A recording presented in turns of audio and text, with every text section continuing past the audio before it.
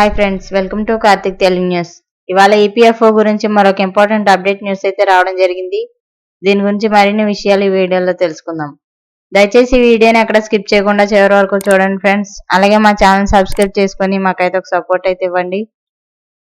వివరాల్లోకి వెళ్ళినట్లయితే, సామాజిక భద్రతా పథకాన్ని నిర్వహిస్తున్న ఎంప్లాయ్మెంట్ ప్రొవిడెంట్ ఫండ్ ఆర్గనైజేషన్లోని దాదాపు 7 కోట్ల మంది ఖాతాదారులకు ఈ వారం చాలా ప్రత్యేకమైంది. ఫిబ్రవరి 28, 2025న ఈపీఎఫ్ఓ సెంట్రల్ బోర్డ్ ఆఫ్ ట్రస్టీల సమావేశం జరగనుంది.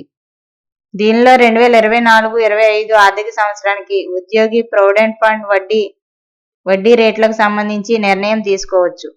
2023-24 ఆర్థిక సంవత్సరంలో కూడా ఈపీఎఫ్ పై 8.25% వడ్డీ ఇస్తోంది. అలాగే కార్మిక ఉపాధి మంత్రి మన్సుఖ్ మాండవ్య అధ్యక్షతన సెంట్రల్ బోర్డ్ ఆఫ్ ట్రస్టీల సమావేశం జరగనుంది.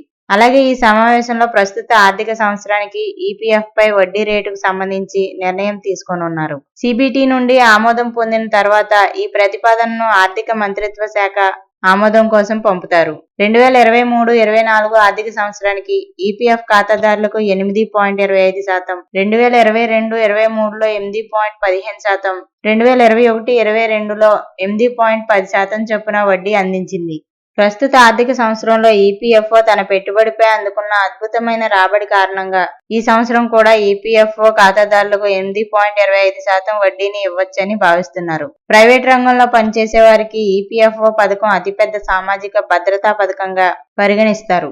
ఉద్యోగం కోల్పోవడం, భవనం నిర్మించడం లేదా ఇల్లు కొనుగోలు చేయడం, వివాహం, పిల్లల విద్య లేదా పదవీ విరమణ వంటి సందర్భాల్లో ఉద్యోగులు పీఎఫ్ డబ్బును ఉపసంహరించుకోవచ్చు.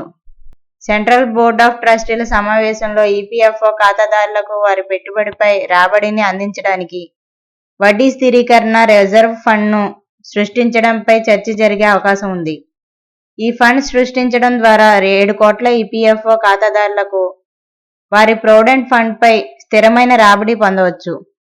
వడ్డీ రేట్లు హెచ్చుతగ్గులకు గురైనప్పుడు లేదా ఈపీఎఫ్ఓ తన పెట్టుబడిపై తక్కువ రాబడిని పొందుతున్నప్పుడు ఇది ఖాతాదారులకు స్థిర రాబడిని అందిస్తుంది.